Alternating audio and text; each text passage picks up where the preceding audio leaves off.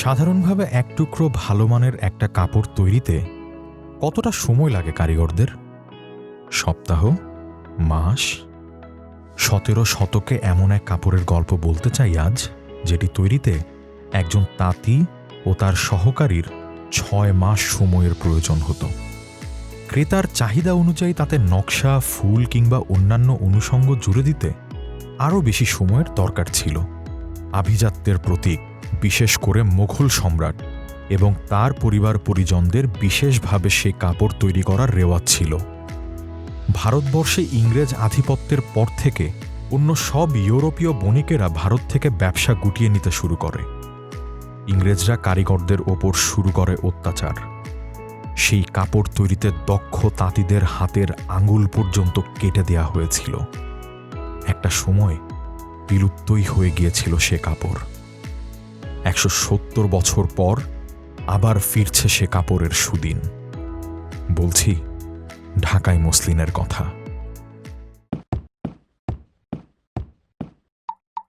মসলিনের তৈরি প্রক্রিয়া ঢাকা কেন্দ্রিক হলেও নাম এসেছে মসুল শব্দটি থেকে।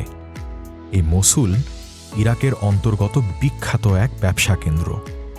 ঢাকাই মসলিনের উল্লেখ মোঘল আমলের আগে পাওয়া যায় না। তাই বলে এর আগে যে মসলিন তৈরি হতো না এমন নয়। প্রাক মুসলমান যুগ থেকেই এই অঞ্চলে অত্যন্ত সূক্ষ্ম ও মিহি বস্ত্র তৈরি হতো। এরপর নানান সময়ে ইতিহাসের নানান বিবরণে এমন বস্ত্র তৈরি এবং এর প্রশংসার কথা পাওয়া যায়। সপ্তদশ শতকের প্রথম দিকে ঢাকায় বাংলার রাজধানী স্থাপিত হয়। এরপর থেকেই ইউরোপীয় বণিকদের আগমন ঘটতে থাকে ঢাকায়। তাদের প্রশংসা পেতে শুরু করে ঢাকাই মসলিন। ১৮০০ সালে জন টেলর নামে একজন ঢাকায় ইংরেজ বাণিজ্য বিষয়ক কর্মচারী হিসেবে নিযুক্ত ছিলেন। তার বর্ণনায় প্রথমবারের মতো ঢাকাই মসলিন সম্পর্কে বিশদ তথ্য পাওয়া যায়। তার বর্ণনায় এসেছে, তখনকার সময়ে ঢাকার আশেপাশের প্রত্যেক গ্রামেই কমবেশি তাঁতের কাজ চলত। তবে উৎকৃষ্ট ধরনের মসলিন তৈরির জন্য নির্দিষ্ট কিছু স্থান বেশ প্রসিদ্ধ হয়ে উঠেছিল। এর মধ্যে ঢাকার কেন্দ্র, সোনারগাঁ, ধামরাই, তিতাবাদী, জঙ্গলবাড়ি ও বাজিতপুরের কথা আলাদা করে বলেছেন টেলর।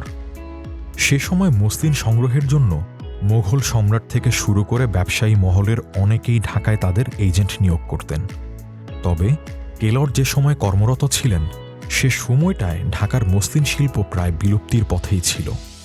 তবু তখনও ৭৫০ ঘর তাঁতি পরিবার যুক্ত ছিল মসলিন তৈরিতে। এর মধ্যে ৩০০ পরিবারই সোনারগাঁয়ে ছিল। সোনারগাঁয়ে মসলিন তৈরির কাজ মূলত করত মুসলমান তাঁতিরাই। এর উল্টো চিত্র ছিল ধামরাইতে। সেখানে মসলিন তৈরি করত হিন্দু কারিগররা। মসলিন শিল্প রাজা বাদশাহ ও আমির ওমরাহদের পৃষ্ঠপোষকতা ছাড়া এত উন্নতি লাভ করতে পারত না। একই সাথে মসলিনের বিলুপ্তি হয়ে যাওয়ার পেছনেও মোঘল বাদশাদের মুখ ফিরিয়ে নেয়াকে দায়ী করা হয়ে থাকে। তাই কথা মেনেই নেওয়া যায় যে যেসব স্থানে রাজশক্তির শাসনকেন্দ্র ছিল সেসব স্থানে মসলিন শিল্প উন্নতি লাভ করেছিল। মসলিনের ইতিহাসে আমরা আবার ফিরব। এই ফাঁকে চলুন মসলিনের তৈরি প্রক্রিয়া সম্পর্কে কিছুটা ধারণা নেয়ার চেষ্টা করি। যে কোনো বস্ত্র বয়নের ৩টি স্তর আছে: কার্পাস সংগ্রহ, সুতা কাটা এবং কাপড় বয়ন। ঢাকাই মসলিনের অনন্য এক বৈশিষ্ট্য হচ্ছে কার্পাস উৎপাদন থেকে শুরু করে কাপড় তৈরি হওয়া পর্যন্ত সকল স্তরেই ঢাকা স্বয়ং সম্পূর্ণ ছিল। মসলিন তৈরি সংশ্লিষ্ট কোনো কাজেই বিদেশের ওপর নির্ভরশীল হতে হয়নি এদেশের কারিগরদের। কার্পাসের অনেক ধরন আছে। সব কার্পাস ২ ভাগে বিভক্ত: ফুটি ও বয়রাতি। উৎকৃষ্টতম মসলিনের জন্য কারিগররা সাধারণত ফুটি কার্পাসেই আস্থা রাখতেন। পৃথিবীর যে কোনো দেশের তুলনায় এদেশে জন্মানো ফুটি কার্পাসই সবচেয়ে ভালো মানের ছিল বলে স্বীকার করেছিলেন জন টেলর। কার্পাস উৎপাদনের পরের স্তর সুতা কাটা। এর জন্য বীজসহ কার্পাসকে প্রথমে পরিষ্কার করে পরে তুলা বের করে নেওয়া হতো। কার্পাস পরিষ্কারেও বেশ নিপুণতার পরিচয় দিতেন কারিগররা। জেনে হয়তো অবাকই হবেন, বোয়াল মাছ ব্যবহার করা হতো কার্পাস পরিষ্কারে। কার্পাসের ওপর বোয়াল মাছের চোয়ালের দাঁত খুব ধীরে ধীরে চালিয়ে এমনভাবে পরিষ্কার করা হতো যাতে তুলা নষ্ট না হয়। আবার সঙ্গে সঙ্গে তুলার সাথে মিশে থাকা পাতা, ডাটা কিংবা নানান আবর্জনাও বের করে ফেলাও সম্ভব হয়। এই কাজে মুগ্ধ হয়েছিলেন সে সময়ের ইংরেজি লেখকরা। এরপর সুতা তৈরি করা হতো। এই কাজ সাধারণত আধা বয়সী মেয়েরাই করত, কারণ সূক্ষ্মতম সুতা কাটার জন্য দুইটি বিশেষ গুণের দরকার ছিল। 1, প্রখর দৃষ্টিশক্তি। 2, হাতের আঙুলের প্রখর চেতনা শক্তি। কারণ সে সময় সুতার সূক্ষ্মতা মাপার বৈজ্ঞানিক কোনো উপায় জানা ছিল না কারিগরদের, তাই এই ব্যবস্থাতেই অভ্যস্ত ছিল তারা। তবে এই সূক্ষ্মতায় মাঝে মাঝে ইচ্ছে করেও ফাঁকি দিতেন কারিগররা। উপযুক্ত পারিশ্রমিক না পাওয়ায় ঢাকার মসলিন শিল্পীরা মাঝে মাঝে কম সূক্ষ্ম সুতা ব্যবহার করে ক্রেতাকে ফাঁকি দিয়ে কিছুটা মুনাফা হাসিল করে নিত। একমাত্র মোগল সম্রাট ও বাংলার নবাবের জন্য প্রস্তুত মসলিন ছাড়া আর সকল ক্ষেত্রেই তাঁতিরা কম বেশি ফাঁকি দিত। এই ব্যাপারটা অন্য কারো পক্ষে ধরে ফেলাটাও সহজ ছিল না সে সময়। এরপর আরও কয়েকটি স্তর আছে মসলিন প্রস্তুতের, যেমন সুতা নাটান, টানা হোতান, সানা বাঁধা, নারদ বাঁধা, পু বাঁধা এবং কাপড় বোনা। এরপরও যে মসলিন তৈরির কাজ শেষ হয়ে যেত এমনটা নয়।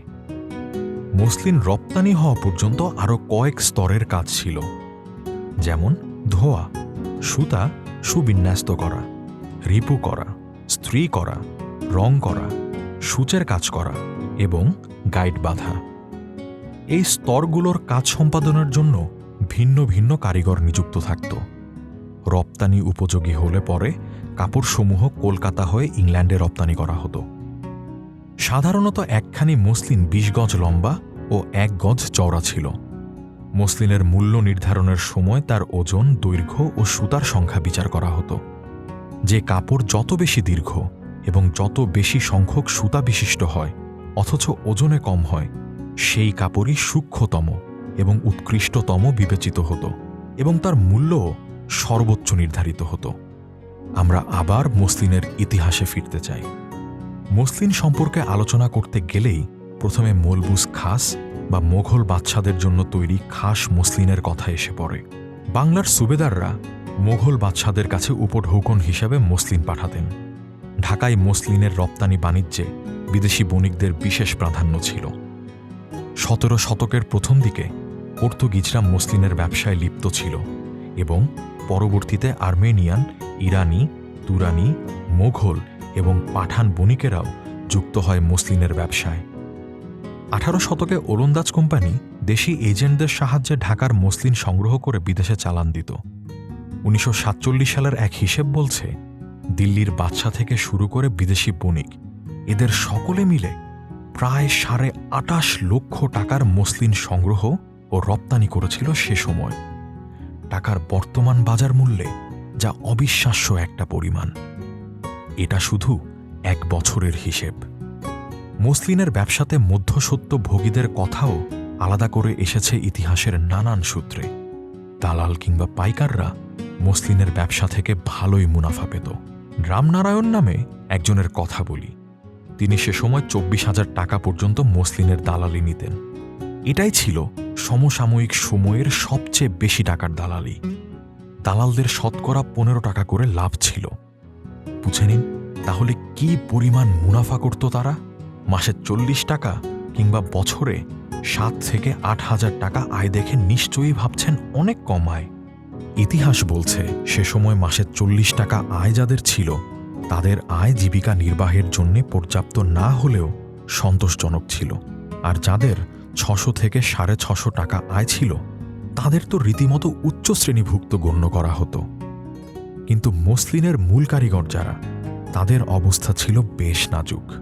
1760 সালে একজন সাধারণ তাঁতির মাসিক বেতন ছিল 1 থেকে 1.5 টাকা।